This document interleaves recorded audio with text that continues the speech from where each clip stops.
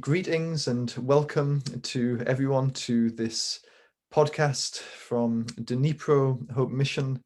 My name is Joshua Searle, and I'm delighted to be joined by our good friend and mission partner in Ukraine. This is Karine, who's joining us this evening for this discussion, this conversation. I'm going to ask Karine a couple of questions in just a moment about her experience of the mission and the kind of mission that she's involved with in eastern Ukraine. Karina's calling us, she's zooming in all the way from the Dnipro region, from the town of Vasilkivka in eastern Ukraine.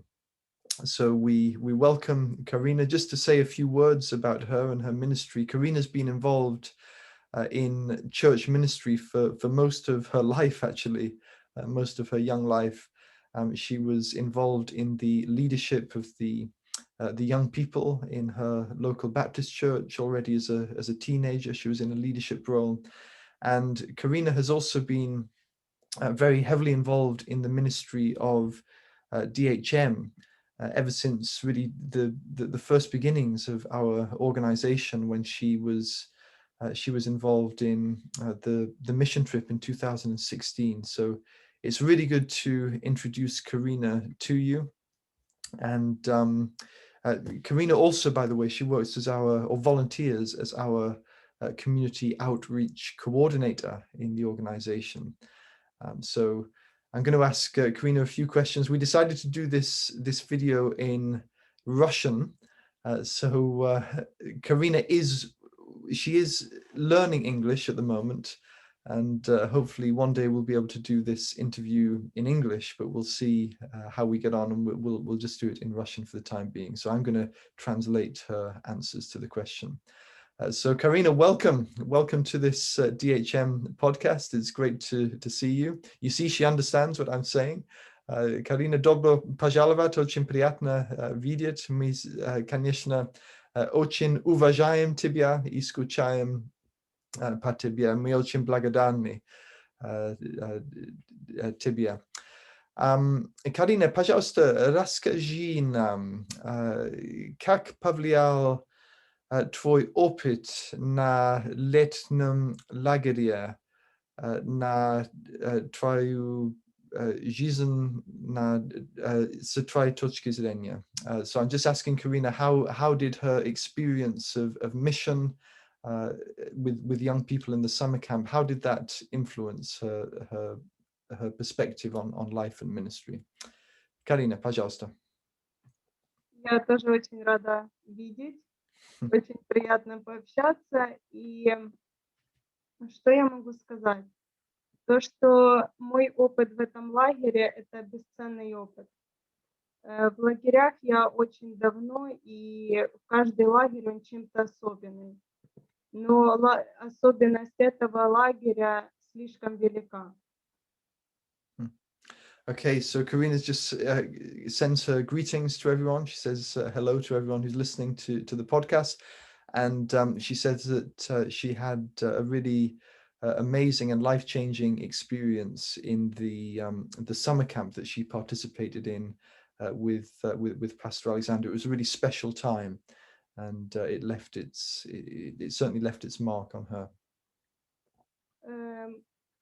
Как опыт этот повлиял на меня? Ну, я хочу сказать, что этот лагерь – это место, где ты переосмысливаешь абсолютно все. And Karine is saying that at the summer camp, it was really an opportunity just to completely transform the way that you think about everything, about ministry and about life, absolutely everything. Место, где ты понимаешь, что ты беден. Беден тем, что ты постоянно жалуешься на свою жизнь, но при этом всем у тебя есть все.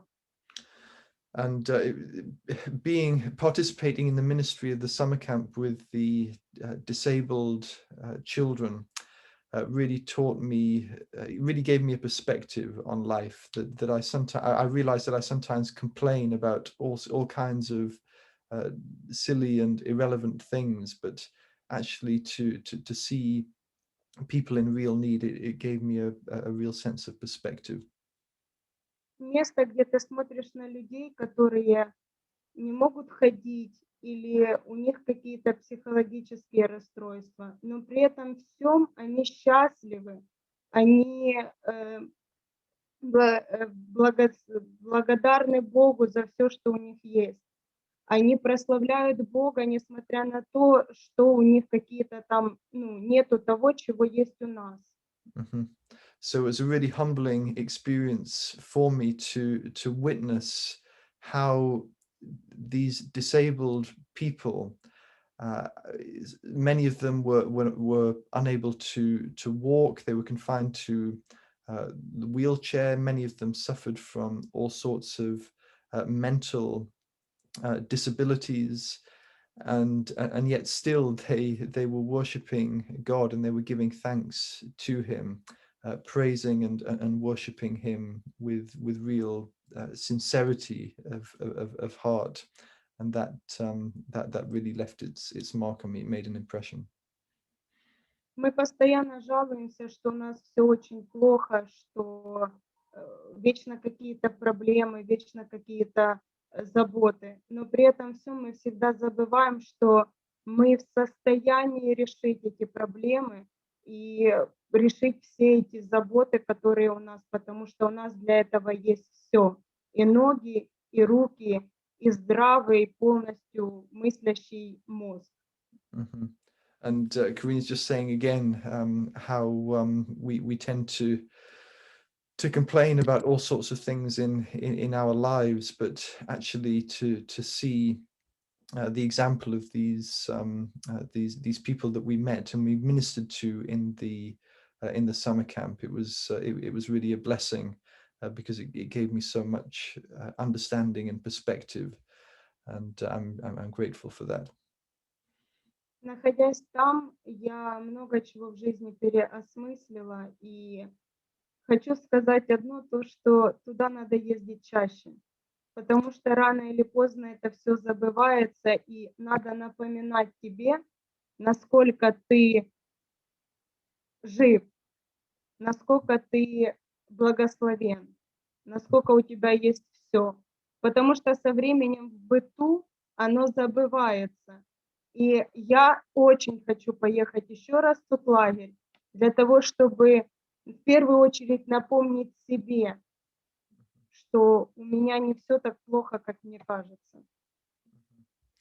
And Karine is saying that it was just such an important life lesson for her to understand just how blessed and how fortunate she was, and what an obligation she has to people in very different circumstances, people who are suffering, people in great need. And she says that she's really looking forward to visiting again, to traveling back to Kiev to participate in in another one of these summer camps for the disabled people, because it was really an opportunity to reevaluate her priorities in life. И скажу одно, что находиться в таком лагере и помогать таким людям, служить Богу, служить этим людям во имя Бога, это просто самое прекрасное, что может получить каждый человек. Mm-hmm. And she's saying, Karine is just saying, what a blessing it was to serve these precious disabled people at the summer camp, but also to serve God through this ministry. And she just said this is one of the greatest blessings that can happen to a human being, to be able to serve and to show God's love to these people. Хорошо, спасибо большое, Карина. Это очень вдохновляет, когда я слушаю твои ответы и впечатления о летнем лагере. Я хотел бы тебя спросить, почему тебе кажется, что это стоит молодежью участвовать в таком служении с твоей точки зрения? Как ты думаешь? So I'm just asking Karina why she thinks that it is important for, especially for young people, people like Karina, to participate in this kind of ministry. Итак, Карина, пожалуйста. Но в первую очередь для того, чтобы вдохновляться. Вдохновляться и учиться, потому что ты едешь туда, и ты многому учишься. So the main reason Karina thinks why young people should get involved in this kind of ministry is because it's a perfect opportunity to learn and to teach yourself some important life lessons. So in the first place, it's an opportunity to learn, but in the second place, it's also an opportunity to be inspired by this experience and to expand your horizons. Ты учишься служить людям. And you learn what it means to serve other people, to put other people's needs before yours. Ты учишься радоваться самым мелким каким-то достижениям. Еще раз, Карин, я не Ты учишься радоваться даже самым мелким достижениям. Aha. So one of the other things it teaches you is to find joy even in the most seemingly insignificant things.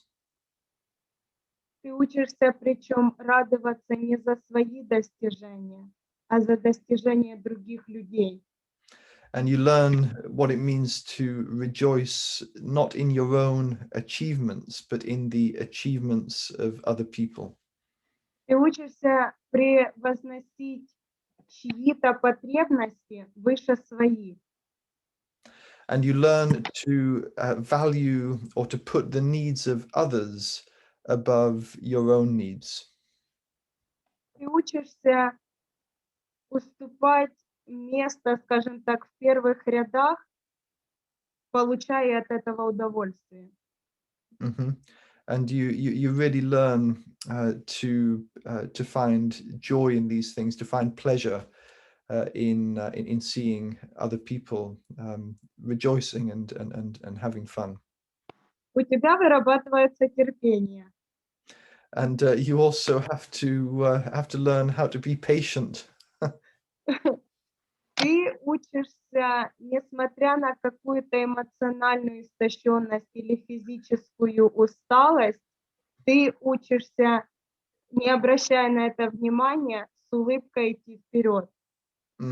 So it can be hard work when you're involved in this kind of ministry, but you learn important lessons about what it means to serve and not just to serve grudgingly, but to serve with a smile, to overcome obstacles and to continue to rejoice.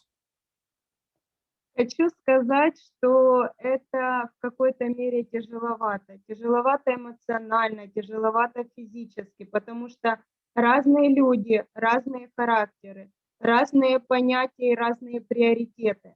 Но ты учишься к этому всему приспосабливаться, адаптироваться и служить. So it's quite demanding work, this kind of ministry, when you're working with the disabled people, because every person that you minister to is an individual who has his or her own needs and their own character, and you have to learn to adapt so that you can minister to them and help them. And this can take its toll on you in terms of both physically and mentally, but it's still a joy. It's something that is definitely worth doing because you learn so much from it. С некоторыми людьми ты учишься заново как будто ходить, что-то делать, и ты понимаешь, что многого ты-то и не умел, несмотря на то, что у тебя есть способность этому научиться. So you just learn so much from these people. You might think that, or you might consider yourself to be able-bodied or able to do anything, and you're just giving to people, but actually you learn to receive and learn from their example as well. В этом лагере ты можешь научиться креативности, спонтанности, проявлять свои таланты в сценках, в играх, в эстафетах. То есть это веселое, спортивное, познавательное, но в то же самое время настолько благословенное время. Mm-hmm. The other thing is it really challenges you to go to your to go to your limits and really to test your creativity, because you have to respond to unexpected situations. You have to respond spontaneously and creatively, and it's a really valuable learning experience for you. За 5 дней, которые я была там, они стали родными. Мы общаемся с многими, с некоторыми я общаюсь по сегодняшний день. И я молюсь, чтобы закончился этот карантин и, наконец, попасть туда, чтобы снова с ними встретиться. So Karine is saying that she spent 5 days with the disabled people at the camp, and she remains in contact with them even to this day. And she's really looking forward to the end of the COVID-19 quarantine, so that she'll be able to visit them again, to see them again in person. За 5 дней ты становишься семьей. Ты приобретаешь огромную семью с разных кусков просто страны. Mm-hmm. So we only spent 5 days together, but this was enough to create a real sense of all being one big family. So even during this short time, this short period, we all got to know each other and become close. И мой совет для многих: не бояться, а попробовать и ни разу потом об этом не пожалеть.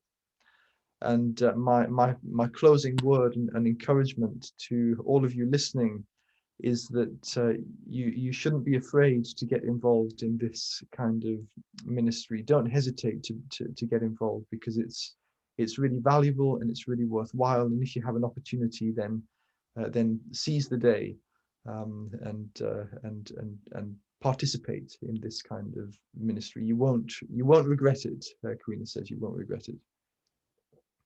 Спасибо. Okay, excellent, wonderful. Thank you. Thanks so much, Karine. That's just such a valuable insight into your experience, and such an encouragement and a blessing and an inspiration for all of us to hear about your own personal experience of the camp, and how it's shaped your life and your ministry, and the lessons, the valuable life lessons that it's taught you as well. So thank you. For taking the time, and we look forward to keeping in touch, and hopefully we'll be able to see you again soon, and we'll be able to participate in another summer camp for the disabled people in Kiev once these restrictions are lifted. So thank you again. Спасибо тебе большое. Дуже приємно було бачити тебе. Навзаєм. So thanks to Karine, and thank you to you, to the viewers, for watching and engaging in this podcast. So thank you, and that's all, and goodbye for now. God bless.